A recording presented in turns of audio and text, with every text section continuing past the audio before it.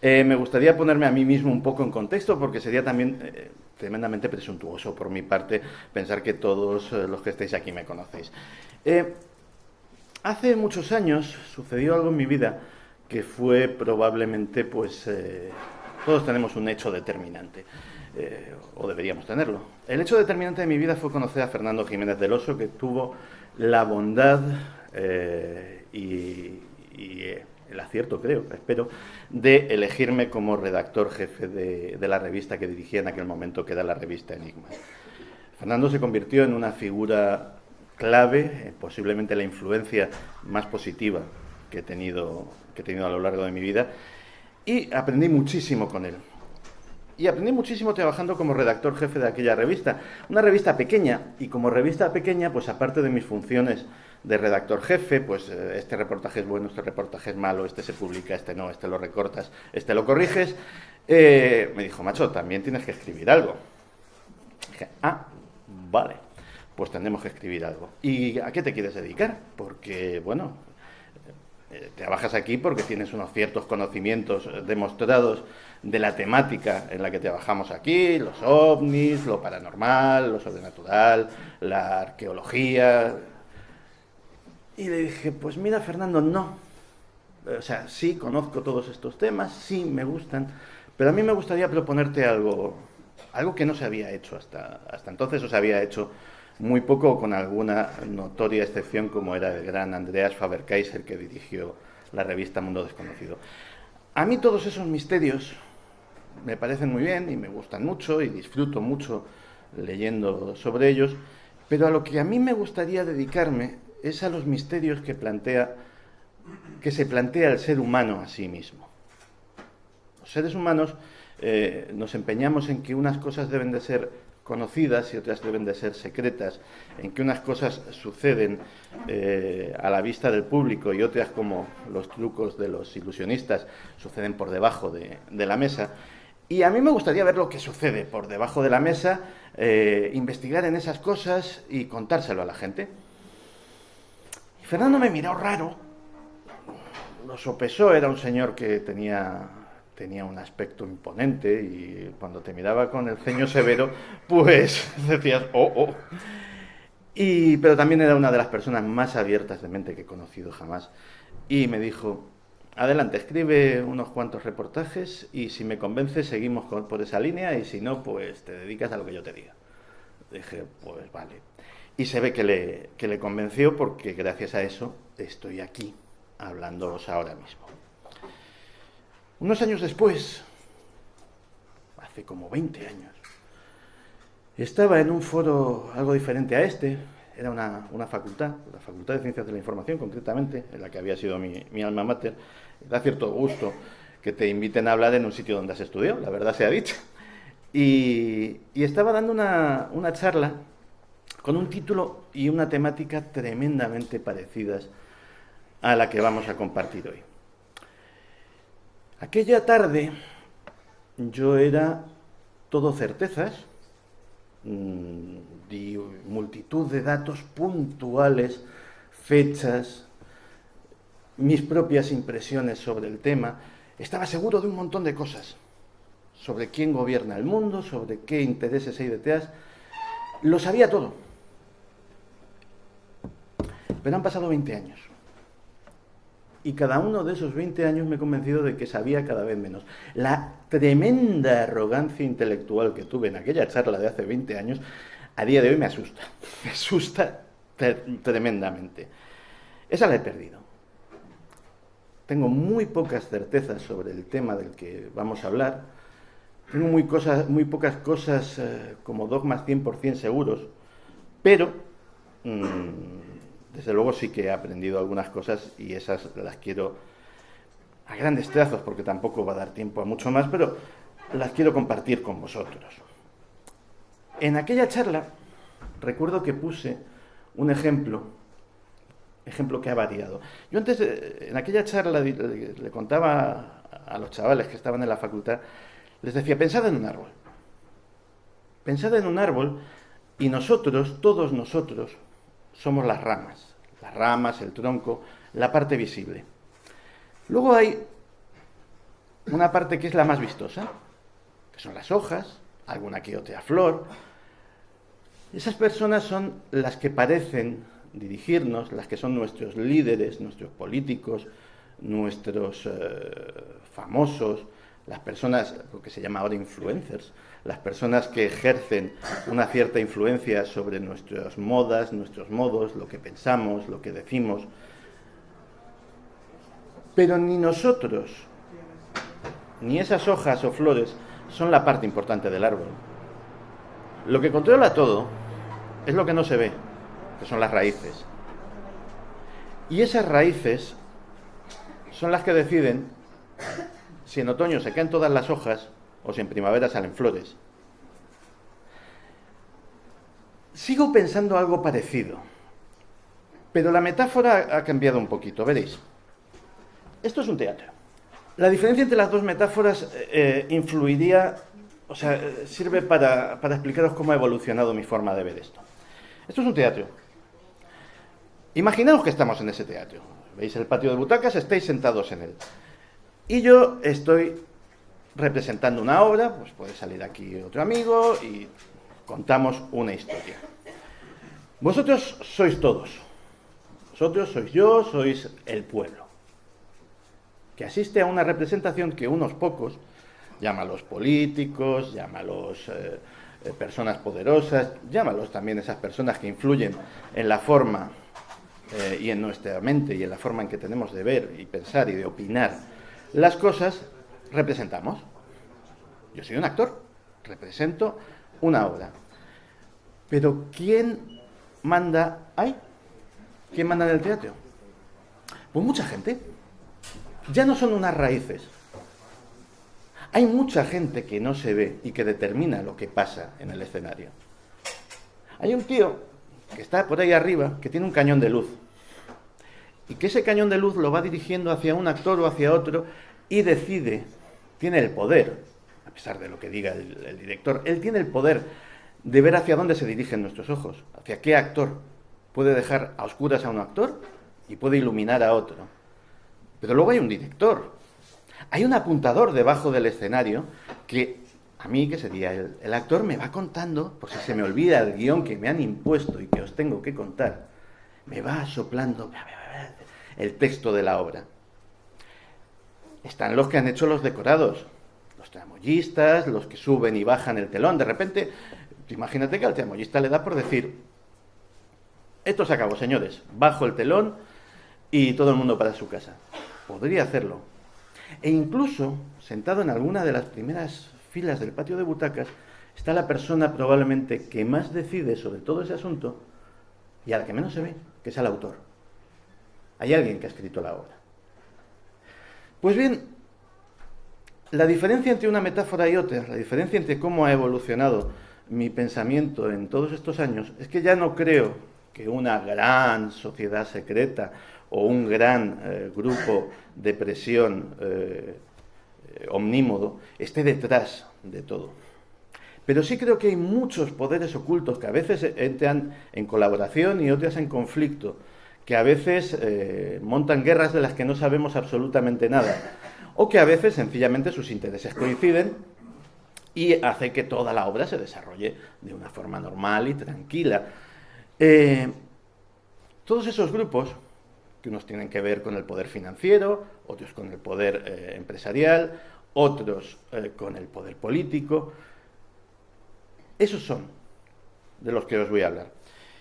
Lo que sí que no ha cambiado en todos estos años es una idea que os quiero transmitir.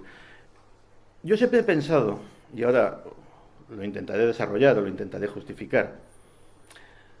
Por supuesto, como he perdido toda la arrogancia intelectual esa que os decía que tenía hace 20 años, yo aquí os estoy contando lo que pienso. Lo que yo pienso es cosa mía. No intento convencer a nadie y lo dejo precisamente como un punto de referencia alternativo para que a lo mejor consideréis las cosas desde otro punto de vista. Pues bien, perdón por el inciso, a veces aparte de ser profuso, también tiendo a coger caminos laterales que no sé exactamente a dónde me llevan. Después de ese inciso, quería comentaros cuál era ese pensamiento que que ha sido presente a lo largo de estos años. Los periódicos, los medios de comunicación, los noticiarios de radio y televisión, los medios de información, todos ellos, y los libros de historia, para mí deberían de llevar por delante de su encabezado ese bonito párrafo que dice: esto es una obra de ficción basada en hechos reales. Porque efectivamente todo es un teatro, todo es un teatrillo del cual efectivamente hay hechos. No hay peor mentira que la media verdad. Efectivamente hay hechos que son ciertos, pero luego cómo se interpretan, cómo se desarrollan, cómo se cocinan, que se dice ahora en la jerga, pues es determinante. Si no me creéis, bueno, pensad en la sociedad. Esta imagen la habréis visto mucho, sobre todo los que seáis más aficionados a la conspiración. Hay un esquema de la sociedad. Esta primera ilustración pertenece, como todos sabéis, al símbolo del dólar, pero también es un signo masónico que además la organización secreta de los Illuminati eligió como su emblema. Es especialmente ilustrativo, como casi toda la simbología masónica dice mucho. No solamente es evidente que hay una pirámide en la que unos están por encima, otros están por debajo, y hay un ojo que todo lo ve, que está presidiéndolo todo, sino que además, por muy por encima o muy por debajo que esté la parte inferior de la pirámide, todos son ladrillos, todos son leños, todos son seres absolutamente inertes. Es solamente ese triangulito que está separado, convenientemente separado, del cuerpo principal, el que lo sabe todo, el que escribe el guión de la obra que os comentaba. Lo de la pirámide social, como veis, es una representación que ha funcionado desde el antiguo Egipto hasta nuestros días, y que tiene sus ciertas normas. Por ejemplo, cuando a mí me preguntan cómo es posible que estas conspiraciones, algunas de las que hablas, tengan lugar y que se desarrollen sin que la gente sepa realmente lo que está sucediendo, pues este símbolo nos lo da. Hay un concepto que en los servicios de inteligencia que se llama necesidad de saber. Los servicios de inteligencia están desarrollados de tal forma que nadie sabe más de lo que necesita saber para desempeñar su función. De hecho, ese es el procedimiento por el cual el proyecto Manhattan, en el cual se desarrolló la primera bomba atómica, fue secreto hasta el momento que estalló la bomba atómica, a pesar de que trabajaron más de 100.000 personas en él. Os pondré un ejemplo más cotidiano para que lo entendéis. Vais al banco. Los que todavía vais al banco, porque cada vez vamos menos porque hacemos estas cosas por internet. Pero vais al banco y habláis con el cajero. Ingresáis dinero, saquéis dinero y veis que hay una serie de cosas. El cajero no tiene ni idea de cuáles son los planes o de qué es lo que está pensando o de cuáles son las órdenes que ha recibido el director de la sucursal. Pero es que el director de la sucursal sabe lo que le ha dicho su director regional. El director regional sabe lo que le ha dicho su director general, que a su vez tampoco tiene mucha idea de lo que se cuece en el Consejo de Administración. Pues así en el fondo funciona todo y así se mantienen los secretos.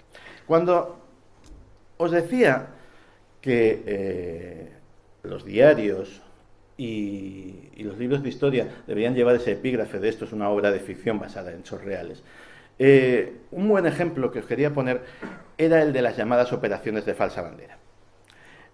Esto que estáis viendo es una cosa que a nosotros como españoles nos atañe bastante, que es el acorazado Maine.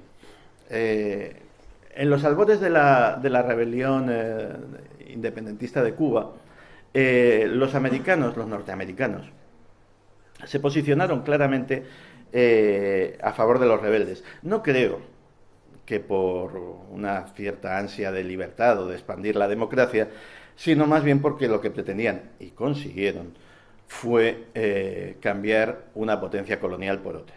ni más ni menos. Se quedaron con Cuba y el hecho de que luego no solamente la parte folclórica de casinos y prostíbulos y nightclubs que convirtieron a Cuba en el lupanar de los Estados Unidos, pero aparte de eso, aparte de esa parte más festiva, pues también controlaron las plantaciones de caña, las plantaciones de tabaco y casi todos los recursos naturales en los cuales la isla es muy rica. ¿Y cómo empezó esto?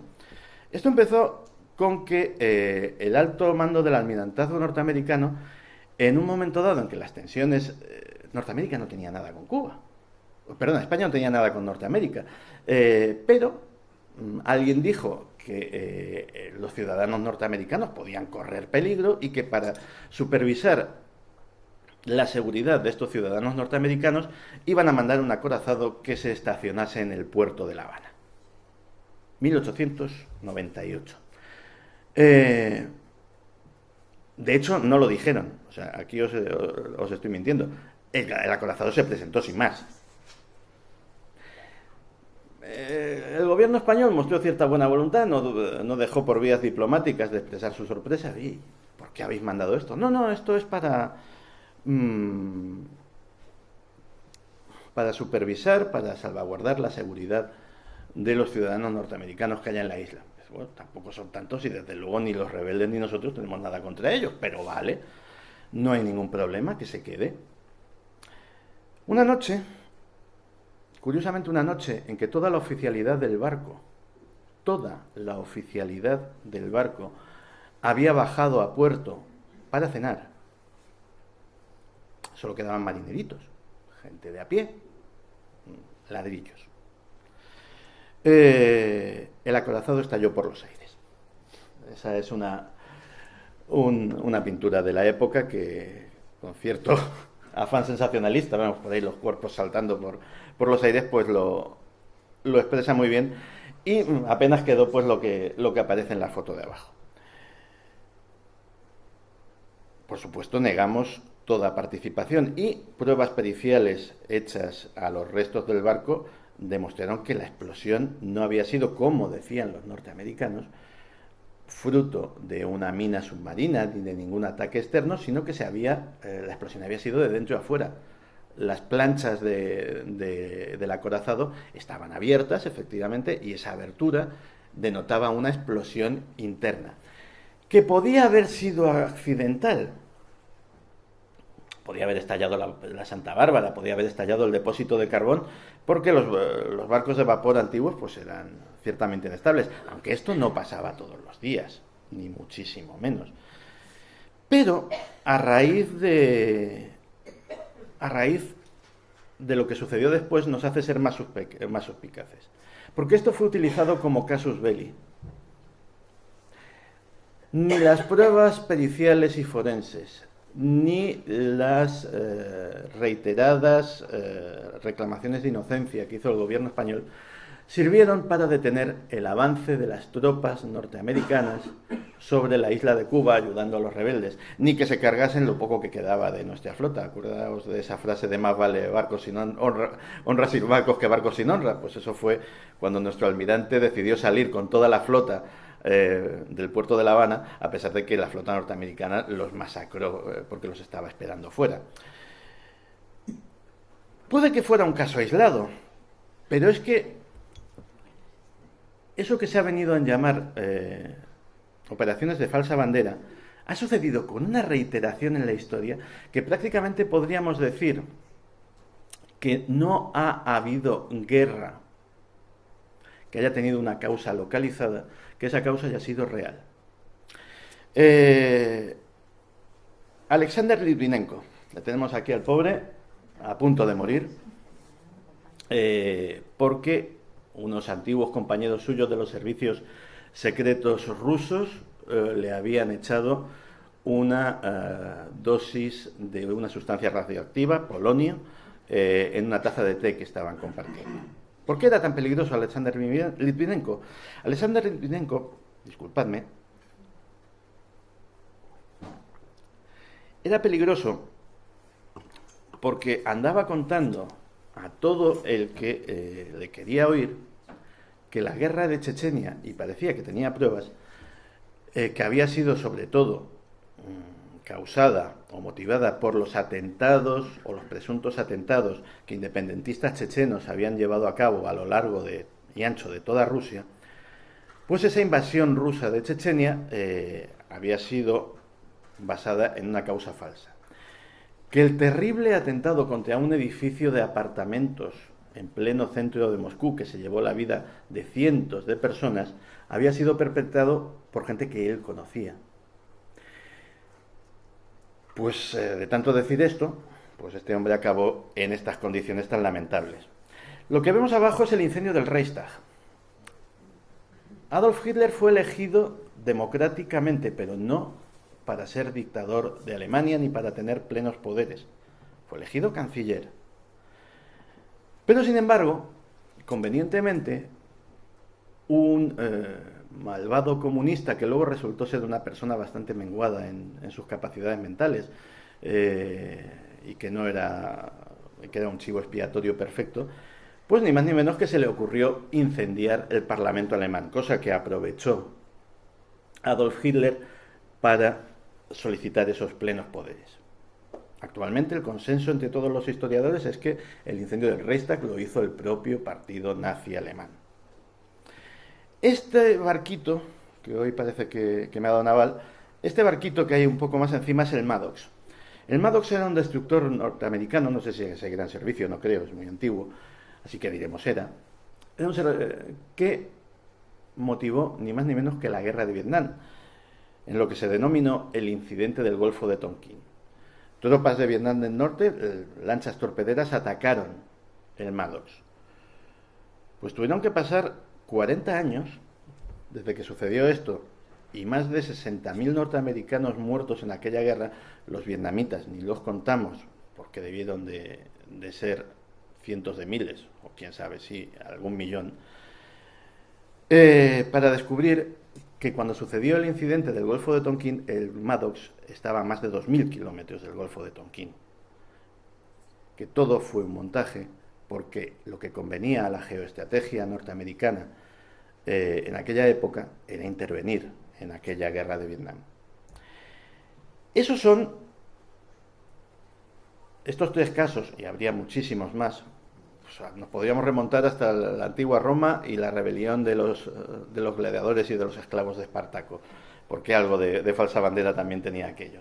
Pues son los casos en los que la historiografía oficial está de acuerdo en que han sido operaciones de falsa bandera. Los sospechosos son tan numerosos o más. El hundimiento del Lusitania, que provocó la entrada de los Estados Unidos en la Primera Guerra Mundial. El ataque de Pearl Harbor. No vamos a decir que los americanos falsearon el ataque de Pearl Harbor, pero sí que lo sabían por adelantado. Hay cables de la inteligencia rusa, de la inteligencia británica. El propio Winston Churchill escribió un telegrama al presidente de los Estados Unidos avisando de que una flota japonesa iba para allá. ¡Oh, qué sorpresa! Han venido los japoneses y nos han atacado, después de que nos avisen todos los aliados posibles. ¿Por qué? Porque si no hubiese habido ese ataque, el pueblo norteamericano, que era, y sigue siendo, de hecho la victoria de Trump en buena manera se explica por eso, era muy aislacionista, no quería, le preguntaban a sus dirigentes, ¿qué se nos ha perdido a nosotros? Por muy malo que sea Hitler y todo lo que queráis, pero ¿qué se nos ha perdido a nosotros en una guerra de Europa? Claro, los políticos, los banqueros, los grandes empresarios, les iba a costar trabajo explicarles a su pueblo, decir, no, tenemos que ir a la guerra de Europa porque después de esa guerra se va a repartir el mundo y si no estamos nosotros en el reparto, pues mal nos va a ir la cosa. Entonces de repente sucedió el ataque a Pearl Harbor y por supuesto el 11S, que supongo que saldrán las preguntas, así que casi que voy a pasar de puntillas, pero evidentemente hay más que cumplidos indicios de que la historia no es ni mucho menos como nos la contaron. Así que vamos a ver,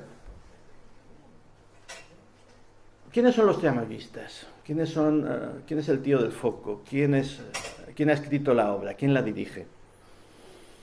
Tradicionalmente, aquí vemos a unos señores apuntando a otro con una espada. Esto es un grabado que representa una ceremonia masónica. Tradicionalmente se pensaba, y así fue durante muchos siglos, o durante varios siglos, que ese tramoyista era en buena medida las sociedades secretas.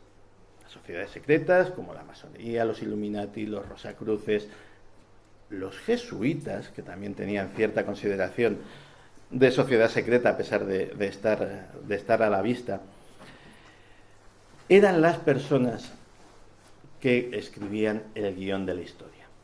Y durante siglos lo fueron. El 1 de mayo de 1776, yo personalmente creo que esa madrugada sucedió el hecho, o uno de los hechos más determinantes de la historia de Occidente. De hecho, todavía celebramos el 1 de mayo, aunque lo llamamos fiesta del trabajo, pero hay quien cree que esa celebración viene por otra cosa, viene por la efeméride, que os voy a decir ahora. Esa madrugada del 1 de mayo se fundó en Alemania la secta o la sociedad de los Iluminados de Baviera. Gente que tenía ideales que cogidos en frío no son tan malos. Los Illuminati siempre han sido los malos de la historia. Claro, luego ves lo que propugnaban: un gobierno de fraternidad mundial, con una sola lengua, con una sola moneda, sin conflictos religiosos, es decir, un mundo en el que en aquel momento todavía el poder temporal de la Iglesia era importante, sin que hubiera teocracias. Dices, bueno, pues eso podría estar bien. Y de hecho, estoy convencido de que los que formaban parte del grupo no estaban en absoluto pensando que eran malas personas y que querían subyugar a la raza humana, ni mucho menos. Creían que, como buenos ilustrados, déspotas ilustrados, pues creían que todo para el pueblo pero sin el pueblo. Es decir, nosotros sabemos lo que es bueno para vosotros y en secreto maquinaremos para hacerlo. Su influencia en hechos tan trascendentes como la Revolución Francesa es todavía motivo de discusión entre los historiadores. Los hay que dicen que no tuvieron ninguna, y yo personalmente, y muchos otros, no porque se nos haya puesto en capricho, sino basándonos, por ejemplo, en la influencia no ya de la masonería, sino de ciertas logias masónicas que tenían una notable influencia y contacto con los Illuminati, pues tuvieron dentro del proceso y del desarrollo de la revolución, pues vemos que desde esa revolución francesa, pasando por la revolución americana y pasando, a fin de cuentas, por el declive del absolutismo en toda Europa y una serie de movimientos que nos han llevado a que esos ideales que tenían se vayan cumpliendo. No estamos hablando de algo que sea inmediato, que sea fácil de hacer, estamos hablando de un proceso de siglos. Pues sí que nos llevan a que esas sociedades secretas, y los Illuminati era solamente una, tenían una enorme influencia en el desarrollo histórico de las cosas. Los Illuminati pasaron a la clandestinidad apenas nacidos. Llevaban unos años de actividad, pero el elector de Baviera consideró que eran peligrosos, decretó su prácticamente exterminio, y desaparecieron del curso de la historia. Adam Weishaupt era un tío tan inteligente que ideó un sistema para permanecer y para prosperar que no se le había ocurrido a nadie en la historia de las sociedades secretas. Que era: nosotros vamos a pasar a la clandestinidad convertidos en parásitos de otras sociedades secretas. Es decir, vamos a infiltrarnos en la masonería, vamos a infiltrarnos en la Iglesia, vamos a infiltrarnos en el mundo de los jesuitas y vamos a infiltrarnos en cualquier otra sociedad que veamos que tiene poder, que tiene medios para llevar a la humanidad a donde queremos, y vamos a intentar torcer su voluntad desde dentro sin darnos a conocer para que esto sea así. Y durante años se hizo así. Pero ningún proyecto humano es tan longevo y tan resistente como para resistir el paso de los siglos. Y aunque el espíritu de esas personas o el espíritu de esa organización sigue vivo, yo creo que la sociedad no, pero sí que ha tomado formas más modernas. La foto en color, es muchísimo más reciente, es del Foro Económico Mundial de Davos. Todos los años, en Davos, Suiza, se reúnen un par de miles de las personas más influyentes del planeta a hablar de sus cosas de persona influyente. De hecho, influyentes tienen que ser porque, no tengo ni idea de la entrada que habéis pagado aquí, pero la entrada para esto es de más de 170.000 euros, para entrar al Foro Económico Mundial a hablar un rato. Mejor dicho, a escuchar, porque ni siquiera eres de los que hablan. O sea, los que hablan son estos cuatro que están ahí, más Bill Gates y todo el que quiera allí dar más o menos una conferencia, pero el resto paga 177.000, para ser exactos, euros de inscripción para estar ahí. ¿Y qué vale 177.000 euros? Porque esta gente no es tonta, ¿eh? O sea, esta gente tiene 177.000 euros para gastárselo precisamente porque sabe en qué se gasta 177.000 euros. Hay una anécdota. Claro, los ricos son ricos porque saben el valor del dinero y saben para qué sirve. Los ricos son ricos sobre todo porque saben para qué sirve el dinero, que no es para gastárselo. Eso es lo que pensamos los pobres. El dinero vale para otra cosa. Había una anécdota que el abuelo Rockefeller estaba en Tiffany, en Nueva York, y pues debía de tener un compromiso, compré una joya a alguien, y el hombre iba preguntando, ¿esto cuánto vale? No, pues esto $3.000. ¿Y aquello? 8.000. ¿Y aquello? 100.000. ¡Hala! No, hombre. Y el dueño, que evidentemente era el que le atendía, ya le dice, señor Rockefeller, su hijo viene aquí muy a menudo y nunca pregunta el precio de las cosas. Entonces dice Rockefeller, dice, nos ha jodido, es que yo no tengo un padre banquero. Él sí. Pues bien, estos señores efectivamente tienen 177.000 euros para gastarse en esto porque saben en qué se gastan el dinero. Y créanme que si han pagado ese dinero es porque lo vale. ¿Por qué lo vale? Porque en este foro, o en las reuniones del grupo Bilderberg, del que todos o casi todos habéis oído hablar, se decide lo que va a pasar. Bueno, el que paga 177.000 y está allí sentado en la oscuridad no decide lo que va a pasar, pero va a enterarse. Saber lo que va a pasar es importante. Saber lo que va a pasar te determina dónde invertir, en qué, te determina si tu empresa tiene que entrar en expansión o tienes que despedir a 2, 3, 4.000 empleados. Saber lo que va a pasar vale 177.000 euros y muchos más. Es ahí donde se reúnen y donde deciden las cosas los nuevos Illuminati. Todos los años, la reunión del grupo Bilderberg, aquí ya ni pagando. Tú no puedes ir a una reunión del grupo Bilderberg ni con 177.000 euros ni con 177 millones. Esa ya es el top, lo más. Ahí solo se puede ir por invitación. Pues estos son muchísimos menos, no son 2.000 como los del Foro Económico de Davos. Estos son apenas, no llega a 200 nunca. Pero ¿qué 200? Jefes de Estado, presidentes, reyes, reinas, sobre todo. En nuestro caso, sobre todo reinas. Empresarios del más altísimo nivel, banqueros, directores no de medios de comunicación, sino de grandes cadenas de medios de comunicación, de grandes emporios mediáticos, alguno español, sí, ese que estáis pensando, van allí todos los años Y ahí sí que se decide. Esos 200 no llega, ciento y pico. El pico depende mucho de un año para otro, nunca es una cifra fija. Esos 200 se reúnen alternativamente en una ciudad europea y en una ciudad norteamericana.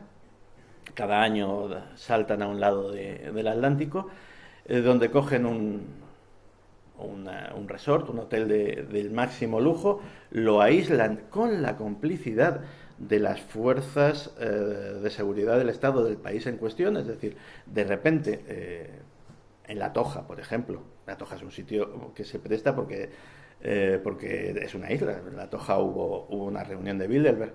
Pues de repente la Policía Nacional además hace un perímetro de seguridad. ¿Por qué? Si esto es una cosa privada. Pues lo hace. Alguien les da la orden, no sabemos quién ni por qué, pero les dan la orden. Sea aquí o sea en Estados Unidos o en Suiza o en Alemania o en los diferentes países donde ha habido reuniones. Y estos sí deciden. Estos sí que son los nuevos Illuminati. Y tienen una cosa muy divertida. Son gente, algunos de ellos son cargos públicos, son personas que están ahí porque les han votado. Otros van antes de que les voten, curiosamente. Muchos otros van antes de que les voten. Tienen una capacidad de predicción tremenda porque casi siempre terminan invitando, cuando hay elecciones en un país, al candidato que va a ganar. Nunca invitan a los dos y casi nunca al que pierde. Alguna vez se han equivocado. Pero siempre invitan al candidato que va a ganar. Para meterle en el grupito. Para impartir doctrina y que vaya conociendo a la gente que cuenta. A la gente. Y estos sí que han recogido en buena medida, no voy a decir que sean Illuminatis, pero sí han recogido en buena medida el ideario de los antiguos Illuminatis, que os lo voy a resumir en una sola palabra: globalización. La globalización es lo que se ha montado en todas estas reuniones más o menos secretas, en todos estos sitios donde van el presidente de tal país o el ministro de tal otro, que no estarían ahí si no les hubiésemos votado, pero van a hablar en secreto. Porque, según dicen los propios estatutos o la propia página web del grupo Bilderberg, es que la gente se siente más libre si habla en secreto y luego no se sabe lo que ha dicho. Lo cual te lleva a pensar, dice, o sea que esta gente dice cuando se reúnen entre ellos cosas que no dirían jamás delante de una cámara. Es una bonita reflexión sobre la gente que nos dirige. ¿Y cómo nos dirige? Hay, justo en la etapa de entreguerras, que fue una etapa apasionante del mundo intelectual, surgieron dos novelas distópicas que se han convertido en clásicos. Un mundo feliz, de Aldous Huxley, y 1984, de George Orwell. De hecho, la ilustración grande es el famoso Gran Hermano. El Gran Hermano te vigila. George Orwell planteaba un estado totalitario futuro en el que la tecnología estaría presente en todas las casas. Había unas videopantallas que además tenían una camarita y te estaban vigilando constantemente. El Gran Hermano te vigila. Y si decías algo en contra del Gran Hermano, y si te comportabas de una manera impropia, y si casi pensabas de una manera impropia, automáticamente llegaba el equivalente de la Gestapo y te hacía desaparecer. Algo muy parecido a lo que pasa en Corea del Norte, por poner un ejemplo. Aldous Huxley fue mucho más sutil. Dijo, también planteó una sociedad totalitaria, también planteó una sociedad sin libertad, también planteó una sociedad futura en la que la gente estaría esclavizada, pero él se planteó una cárcel sin rejas. Dijo, no, mira, en el futuro vamos a darle a la gente diversión grosera, vamos a darles cotilleos, vamos a darles sexo, vamos a darles toda clase de entretenimientos para que piensen poquito y actúen menos.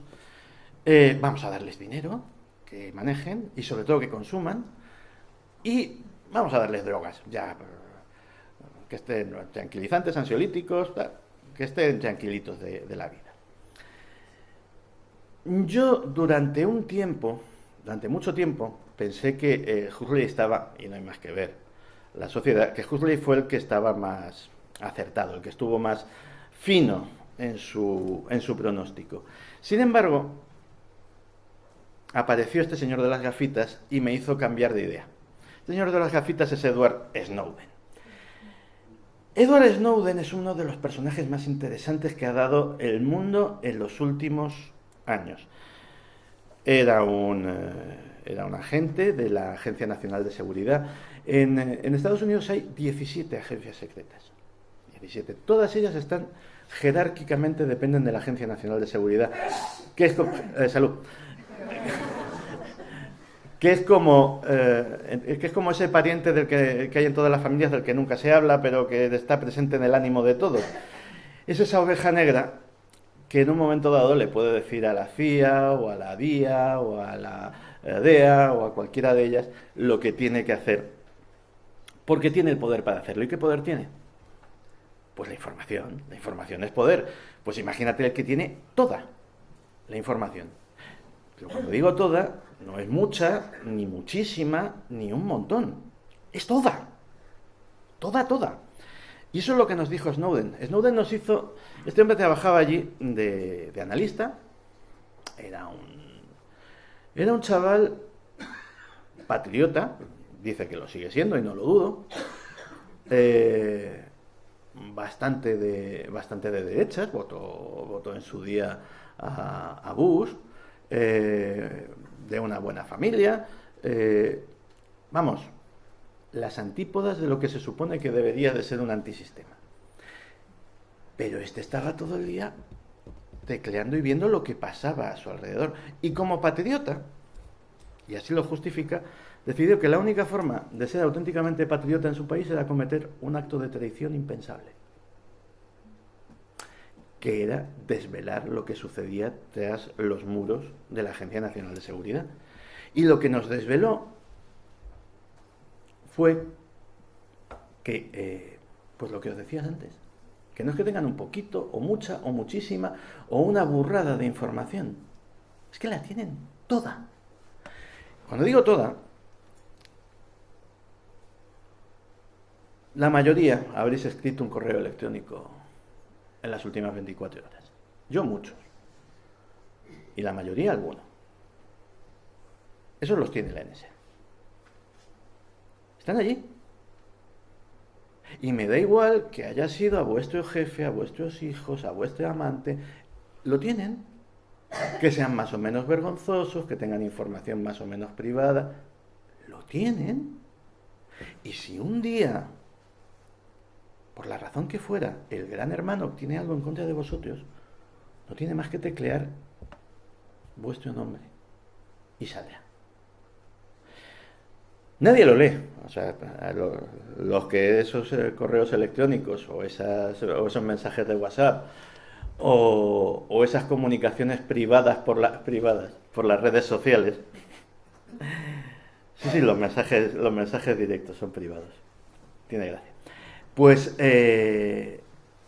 los que sean algo vergonzosos, los que tranquilos, que eso no lo lee nadie. Pero está ahí, por si acaso. Porque nunca se sabe. Llevan años construyendo, porque se les ha acabado el espacio físico, llevan años construyendo en Utah, en mitad del desierto, la NSA, su nuevo centro. Su nuevo centro tiene una capacidad de proceso y almacenamiento de petabytes al segundo. Es decir, pueden almacenar instantáneamente todo el tráfico de Internet mundial en tiempo real. Y al que le maree la cifra o la crea exagerada, cuando llegue a casa, que busque la página web de la NSA, que allí se lo cuentan, que es lo peor del asunto. O sea, tampoco te lo ocultan demasiado. Lo que sí te ocultan son las cosas que decía Snowden. ¿Y qué más cosas decía Snowden? Pues Snowden decía que no solamente, entre otras cosas, monitorizaban. Hombre, si es que uno lo ve y dice, bueno, pues oye, pues para terrorismo, para este tipo de cosas. Bin Laden llegó a la conclusión, y aún así le pillaron, de abandonar por completo los sistemas tecnológicos. Al Qaeda en tiempos, y supongo que todavía, empezó a comunicarse con mensajeros, a la antigua usanza. apréndete este mensaje y ve, pero es que va a tardar, da igual. Mejor 2 días y que llegue que mandarlo instantáneamente y que te lo intercepten. Porque llegó a la conclusión de que no había absolutamente nada secreto en ninguna comunicación electrónica, por encriptada que esté. Bueno, eso sí ha sido una exageración. Sí hay métodos de encriptar las cosas que yo sepa, que no lo sé todo, todavía son seguros, pero no muchos. Pues una de las cosas que nos dijo Snowden, curiosamente de las que más desapercibidas pasaron en las noticias, fue que aparte de espiar las redes sociales, se manipulaban. Se manipulan, pero ¿cómo es que se manipulan? Pues sí, señor, dijo Snowden, resulta que tanto el MI5 británico como la CIA, como la NSA, como diversas instancias gubernamentales de varios países tienen ejércitos, los llamamos de trolls, vamos a poner ejércitos de trolls, gente versada en sociología, psicología social, técnicas de manipulación mental, etcétera, etcétera, destinadas a inundar las redes sociales de mensajes que hagan variar la opinión pública en el sentido en el que esas agencias y esas instituciones deseen. ¿Que queremos poner de moda tal idea? Pues un poquito de presión social por las redes y lo convertimos en trending topic. ¿Que queremos enaltecer a tal personaje? Pues porque queremos que, por ejemplo, gane unas elecciones o las pierda. Pues procedemos a ello. Entonces sí llegué a la conclusión de que efectivamente el modo de ejercer el control era una mezcla entre las dos distopías, entre Un mundo feliz y 1984. De todas formas, hay cosas que no se pierden. Dices, bueno, la tradición de los Illuminati, pues ya. Hola, pues corro. Sí, claro. Bueno, pues bueno, ya me he quedado descolocado. Pensaba que llevaba media hora. No, y te lo agradezco. Bueno, Bohemian Grove. Esto es una fotografía, aunque parezca una pintura de lo bonita que es, pero no es una pintura, es una fotografía. Y es una fotografía relativamente reciente, aunque veáis a la gente con túnicas, aunque la veáis en una ceremonia con una estatua. Eso es un búho, aunque no lo parezca, pero es un búho que es el animal que representa, es el animal que representa a la diosa Atenea y curiosamente era la mascota o el animal simbólico de los Illuminati. Todos los años en un bosque norteamericano que se llama Bohemian Grove se celebra otra de estas reuniones súper exclusivas, donde un grupo de políticos, financieros, etcétera, etcétera, se reúnen, aparte de para hacer hogueras y para hacer extrañas ceremonias más o menos esotéricas, se reúnen para una francachela monumental que dura una semana, y estamos hablando del presidente de los Estados Unidos, la mitad de su gabinete, las fortunas mayores, etcétera, etcétera. Solo hombres, curiosamente. O sea, es igual que a Bilderberg y estas cosas pues son mixtas.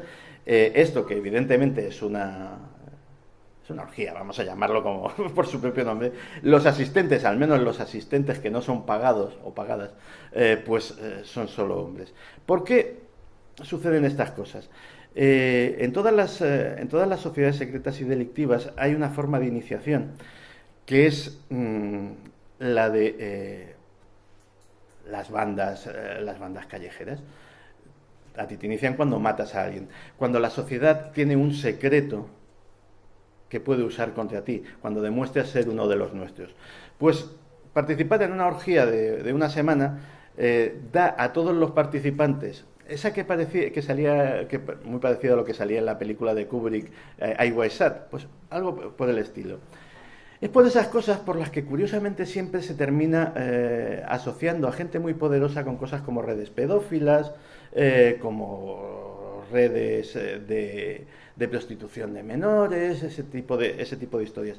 Porque en el fondo ese tipo de grupos, no solamente estamos hablando de que sean unos tíos viciosos, no, sino que además lo utilizan para su cohesión.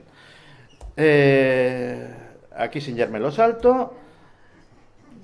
En las empresas, ¿por qué saco aquí Toyota y Noruega? Toyota es más grande que Noruega. Con eso os quería ejemplificar que el poder de las grandes multinacionales es gigantesco. Por Producto Interior Bruto, por presupuesto en el caso de la compañía y Producto Interior Bruto en el caso del país, Toyota es más grande que Noruega. Pero es que hay 6 o 7 compañías más grandes que Noruega. El poder que tienen las multinacionales tampoco hay que echarlo de menos. Las multinacionales cuyos ejecutivos van a esas reuniones que decía antes, por cierto. Hace años a alguien se le ocurrió una magnífica idea, que fue coger a un grupo de psiquiatras y psicólogos y coger a las principales multinacionales y decir, hacedme un perfil, un diagnóstico, como si fueran personas. Es decir, ved cómo actúan, cómo se comportan estas grandes corporaciones, pero olvidado de que son grupos, y cogerlo como si todo esto lo hiciese una persona individual. Eran psicópatas. Todas y cada una de las multinacionales analizadas por este grupo de profesionales de la salud mental terminaron teniendo un diagnóstico de sociópatas peligrosos. Todos. Y esta es la gente que maneja nuestra economía. Esto venía sobre esa prisión sin muros que decía Aldous Huxley, ¿cómo se mantiene? Yo desde que he entrado en la cincuentena estoy en un estado muy agradable, porque esto me lo avisaba mi abuelo hace tiempo. Yo no le creía, como los jóvenes en general no creen las cosas que les suelen decir sus mayores. Y mi abuelo decía, cuando tengas mis años, te va a dar igual todo. Lo que piense la gente de ti, pues es verdad. Cada vez te vuelves más autónomo y te vuelves más... tienes una coraza más fuerte hacia lo que los demás opinen o piensen de ti. Al final dicen, mira, pues yo vivo mi vida exactamente. Pero eso deberíamos hacerlo todos. Porque en la cárcel sin muros en la que vivimos, al final, todos somos los guardianes de todos. Cada vez que he dicho algo, yo sí le doy a las redes sociales, porque pues a lo mejor es que soy un poco narcisista, yo qué sé, pero me gusta dar alguna opinión de vez en cuando. Cada vez que me he salido 1 centímetro de la vía de lo políticamente correcto, de las ideas establecidas, de lo que hay que pensar, hay que decir, de lo que está bien socialmente admitido, se me ha echado una jauría de perros despiadados al cuello. Al principio me asombraba, ahora me divierte, pero al principio decía, ¿y tanto odio, esto a qué viene? Si yo solo he dado mi opinión, no odio. Pues al final, efectivamente, la maravilla de esa cárcel sin muros es que nos han convertido a todos en guardianes los unos de los otros. Así que aunque tengo muchas más filminas de estas, voy a dejarlo aquí, porque es una buena reflexión. Que seáis libres. Que penséis lo que penséis y digáis lo que digáis, sed vosotros mismos y no dejéis ni que yo, ni que la persona que tenéis sentada al lado, ni que nadie se convierta en el guardián de vuestra cárcel sin muros. Yo creo que si de toda esta verborreo que os he dicho, os tenéis que quedar con una sola idea, quedaos con esa, por favor. Sed libres. Sed libres porque ya hay mucha gente procurando que no lo seáis. Muchísimas gracias.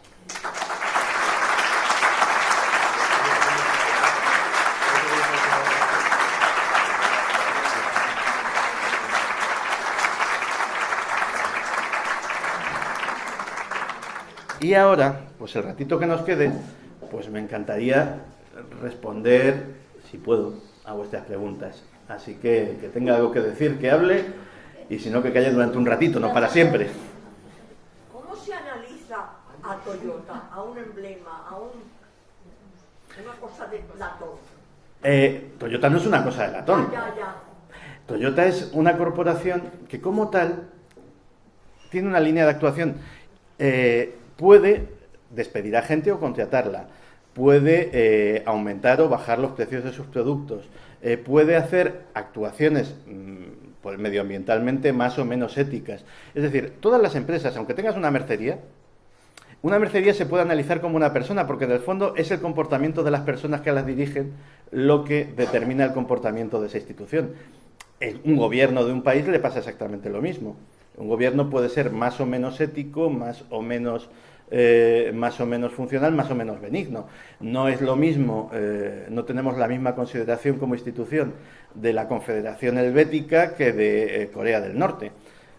Todos sabemos que serían mejor persona, si fuera una persona, los suizos, y peor persona los coreanos del norte. No sé si te he respondido.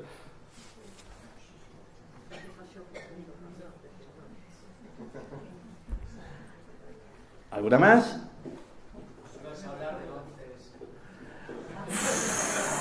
Sí os iba a hablar, claro. Pero vamos a ver. Os voy a contar mi opinión, obviamente. Mi opinión vale bastante poco porque yo soy un periodista y sé lo que me cuentan. Pero sí que hay que tener en cuenta la opinión de arquitectos, ingenieros, científicos, bomberos, policías, pilotos. Todas esas personas, todos esos colectivos, y alguno que seguro que me dejo, tienen organizaciones que llevan la coletilla por la verdad del 11S. Hay policías por la verdad del 11S, arquitectos por la verdad del 11S, bomberos por la verdad del 11S, pilotos por la verdad del 11S, científicos por la verdad del 11S.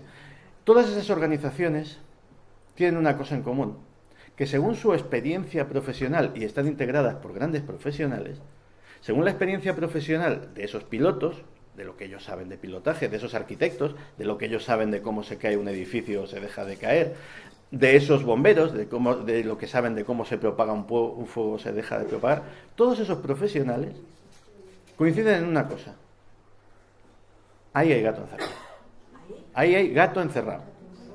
Es decir, ahí no está sucediendo las cosas tal y como nos las contaron.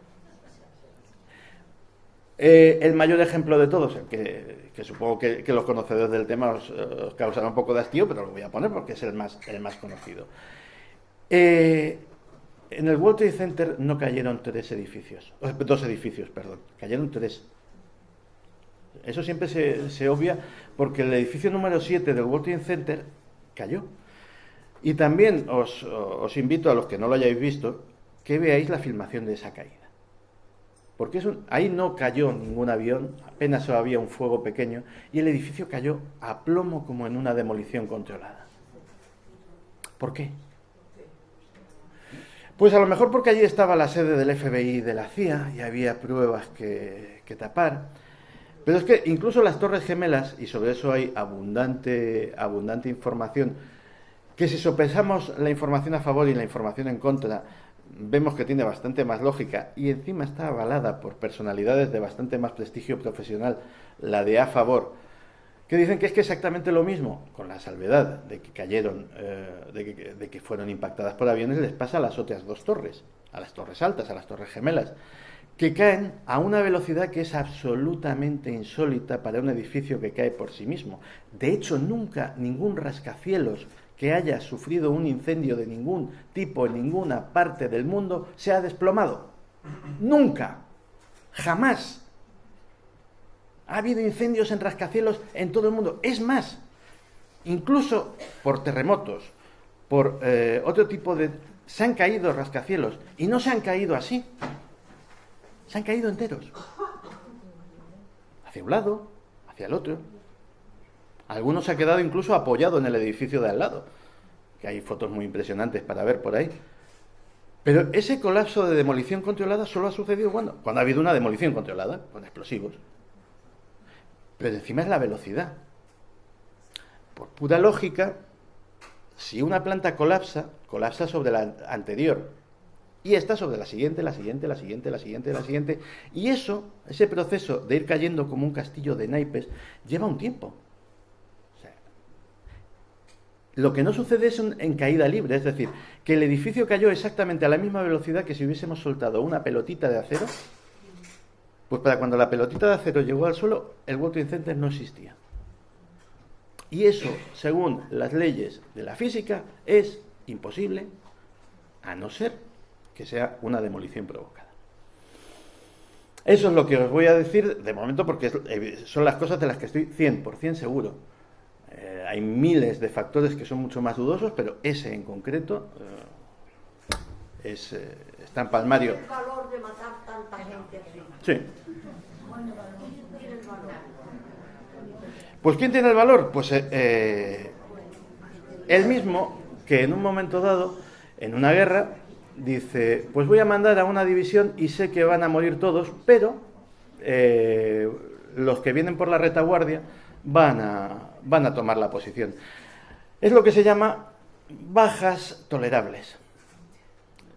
A veces se sacrifican vidas para conseguir un fin. Y eso ha pasado a lo largo de toda la historia.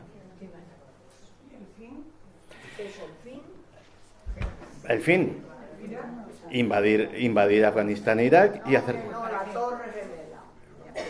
No, la Torre Gemela, ese es el fin. Claro. A ver. Si nos recomiendas que seamos libres y que, bueno, esa es tu recomendación y si quieres consejo final. Pero una cosa, ¿cuál es la barrera que no se puede pasar para que, por ejemplo, un señor como Andreas Faber-Kaiser lo mataran y tú sigas aquí vivo? ¿O es que tú también eres... No. Vamos a ver, espera. ¿O de alguna forma al gran hermano le interesa pues que nosotros, ladrillos, tengamos esta inquietud? Ah, no lo dudes. O sea, hay una cosa que se llama disenso controlado. Es decir, man que me pese, yo estoy haciéndole un favor al sistema. Man que me pese. Porque vosotros estáis aquí escuchándome y decís, oh, qué tío, qué cosas, qué antisistema, qué... y buena parte de la rebeldía que podáis sentir se canaliza a través de eso. Es un medio controlable. Mientras estéis aquí oyéndome a mí, no estaréis en la calle organizándola, dicho mal y pronto.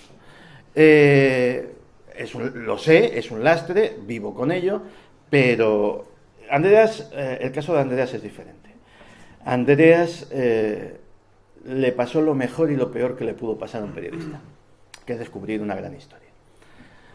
Te juro que a mí me da sudores fríos pensar en el día que me pueda suceder a mí. Por fortuna, por desgracia, no me ha sucedido.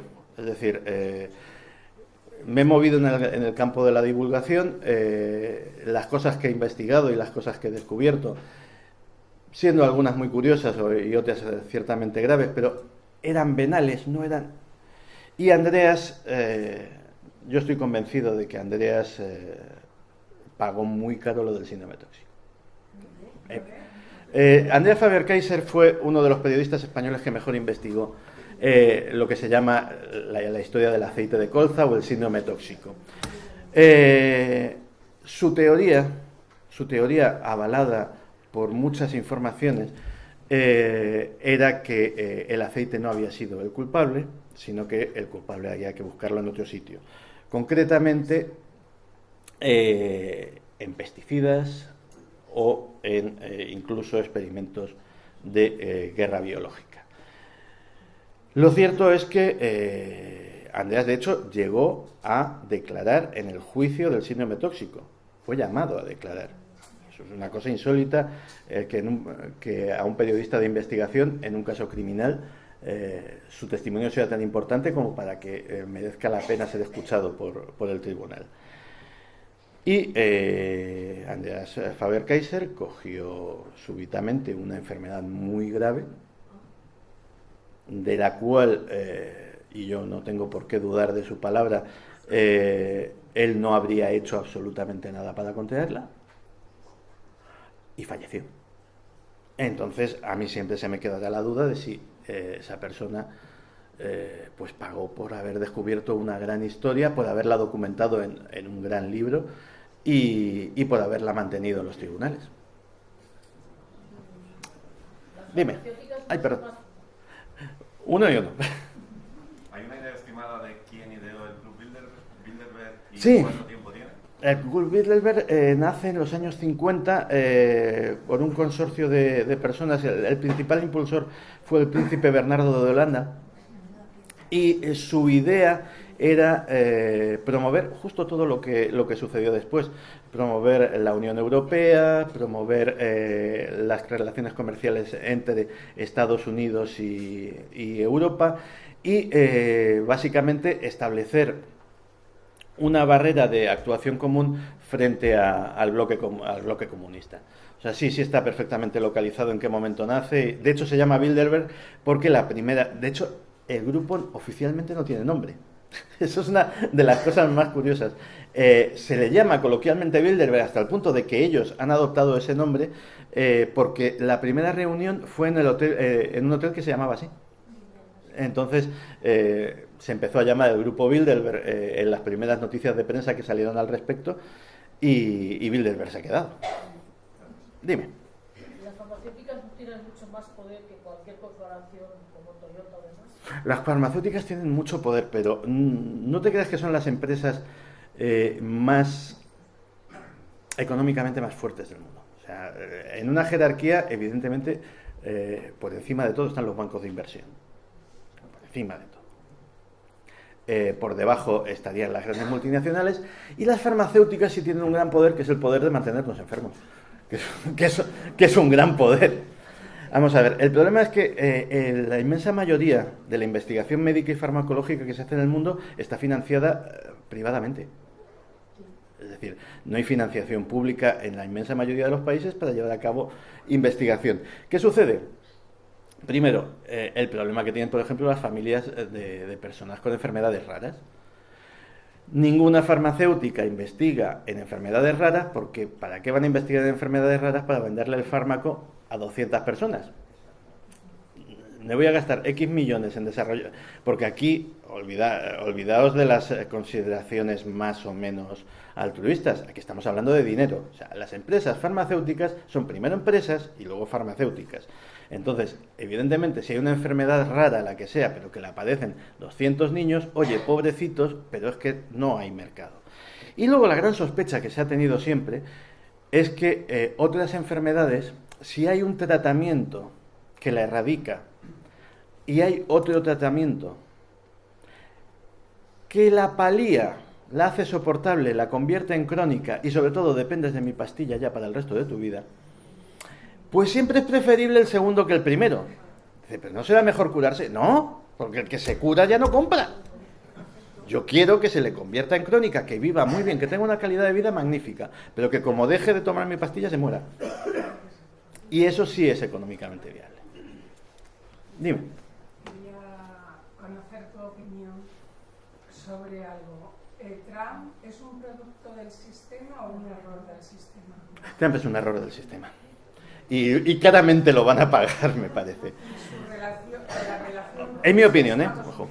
Unidos, ¿y la relación Rusia-Estados Unidos también es un error del sistema? Sí, provocado por el mismo. Veréis.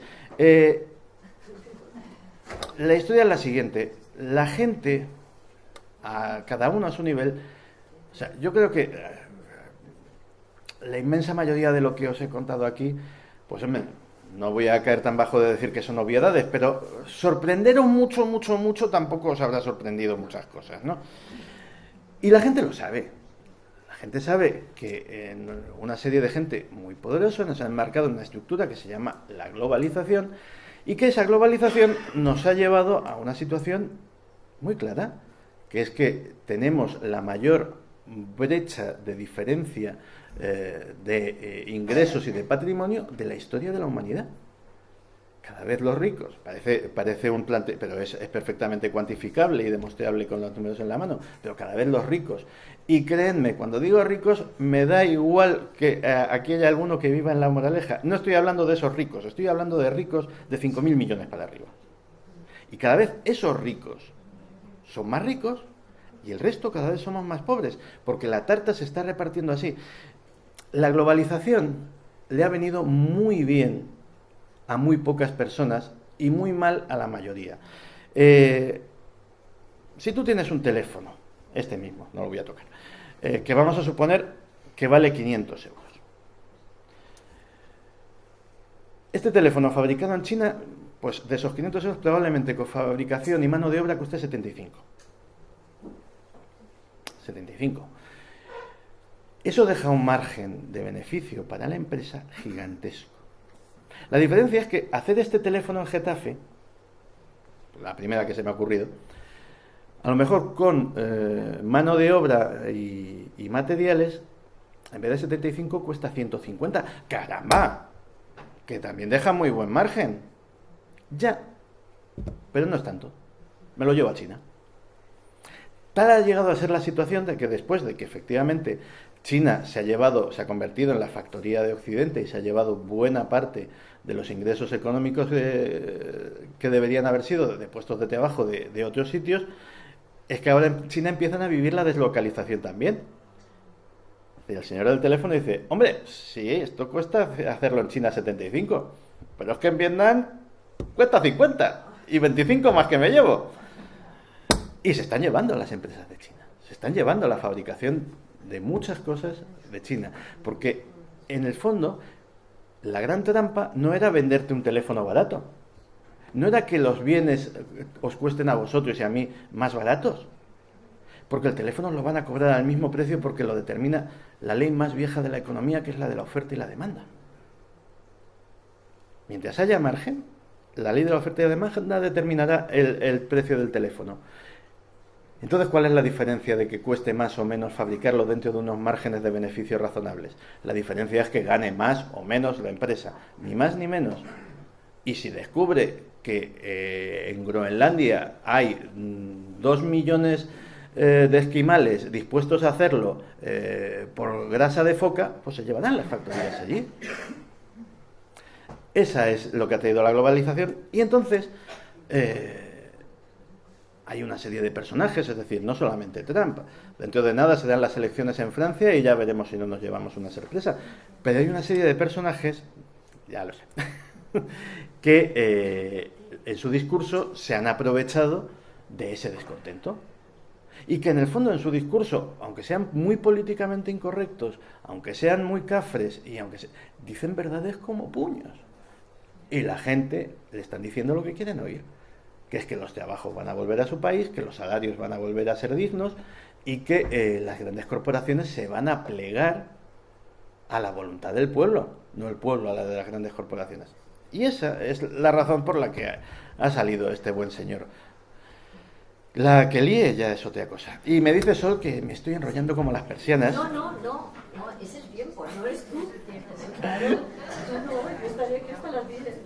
Así que nada, como parece ser que vámonos a cenar todos, cada uno a nuestra casa.